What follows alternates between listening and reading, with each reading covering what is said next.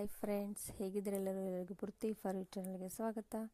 Friends, ಇಂದಿನ ವಿಡಿಯೋದಲ್ಲಿ ನಾನು ಎಳ್ಳು ಬೆಲ್ಲವನ್ನು ಯಾವ ರೀತಿ ತಯಾರು ಮಾಡೋದು ಸಂಕ್ರಾಂತಿ ಹಬ್ಬದಲ್ಲಿ ಹಂಚಲಿಕ್ಕೆ ಅಂತಂದೇಳಿ ತೋರಿಸ್ಕೊಡ್ತಾ ಇದ್ದೀನಿ. ನೋಡಿ, ಸಕ್ಕರೆಯನ್ನು ಮಿಕ್ಸಿ ಮಾಡ್ಕೋಬೇಕು ಸಣ್ಣಾಗಿ. ಅದೇ ರೀತಿ ಬಿಳಿ ಎಳ್ಳು, ಕರಿ ಎಳ್ಳು, ಶೇಂಗಾ ಬೀಜ, ಆಮೇಲೆ ಸೋಂಪು, ಉಸಿರೆಳ್ಳು, ಅದೇ ರೀತಿ ಪುಟಾಣಿ, ಬೆಲ್ಲನೂ ಸಹ ಸಣ್ಣಾಗಿ ಮಾಡಿಕೊಂಡು ಹಾಕಬೇಕಾಗುತ್ತೆ.